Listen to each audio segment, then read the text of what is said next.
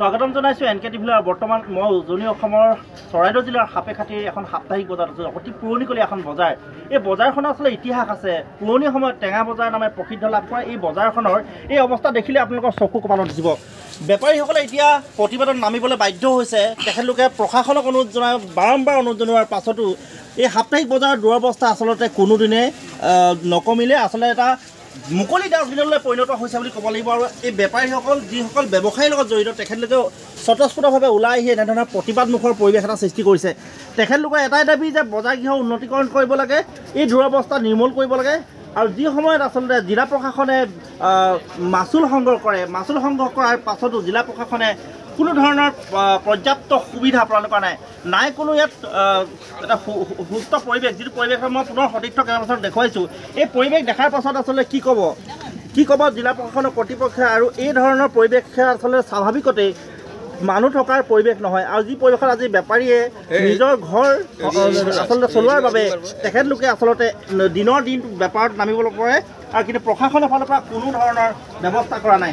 মই আপোনালোকৰ পৰা জানিবলৈ চেষ্টা কৰিম, এটা দীঘলীয়া এটা প্ৰতিবাদ, কোনো ব্যৱস্থা নাই, ক'ৰ পৰা হিচাপে মই সাপেখাতি হয় কি ক'ব বজাৰ এই অৱস্থাৰ কথা? বজাৰৰ অৱস্থাৰ কাৰণেতো আমাৰ কাষ্টমাৰো নাহিব, আৰু বজাৰ মানে হাগি মুটি মানে অৱস্থা নাই পেলাইছে। হয় একদম মানে বহুত বেয়া অৱস্থা। এতিয়া কি কৰিব চৰকাৰক কি আহ্বান জনাইছে? আহ্বান জনাইছোঁ, বজাৰখন চাফ চিকুণ কৰিব লাগে, লেতেৰাবোৰ চাফা কৰিব লাগে, ৰাস্তা ঘাট ঠিক কৰিব লাগে, এই নলাবোৰ একদম জাম লাগি গৈছে, নলাটো চাফা কৰিব লাগে।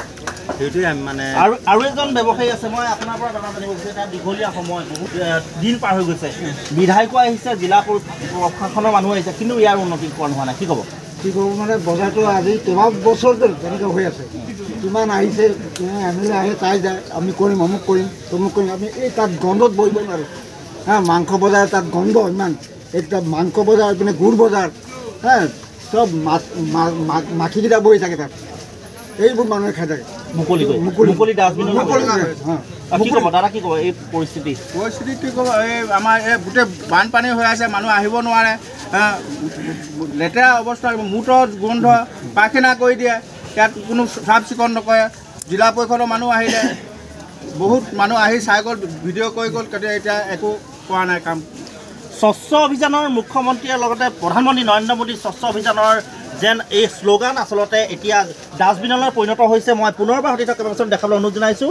এই পৰিৱেশ ঐতিহাসিক পুৰণি সাপেখাতি টেঙা বজাৰ বৰ্তমানৰ এতিয়া সাপ্তাহিক যি বজাৰ সাপেখাতি কদৰ্যময় এটা ডাষ্টবিনলৈ পৰিণত হৈছে। কেৱল এই দিশটোৱে নহয়, সোঁৱে বাৱে দুইফালে আপোনাৰ মন কৰিব, এই নলাসমূহ দেখুৱাবলৈ অনুৰোধ জনাইছোঁ। এই নলাসমূহ আচলতে পানী আবদ্ধ হৈ পৰিছে। নলাৰ যি পকীকৰণৰ ব্যৱস্থা কোনো ধৰণৰ ইয়াত নথকাৰ বাবে এতিয়া সোঁৱে বাৱে সকলোফালে পানী আৰু কদৰ্যময় পৰিৱেশ, যাক লৈ এতিয়া শংকিত হৈ পৰিছে, স্বাস্থ্যৰ প্ৰতি এটা ভাবুকি সৃষ্টি কৰিছে। কি ক'ব মুখ্যমন্ত্ৰী ডাঙৰীয়াই এই দৃশ্য দেখাৰ পাছত? উজনি অসমৰ সাপেখাতিত স্বচ্ছ ভাৰত অভিযানৰ এতিয়া শ্মশান যাত্ৰা আৰম্ভ হৈছে, যাক লৈ এতিয়া প্ৰতিবাদৰ মুখৰ হৈছে ব্যৱসায়ীসকলে আচলতে ইয়াক লৈ শংকিত হৈ পৰিছে। হয়।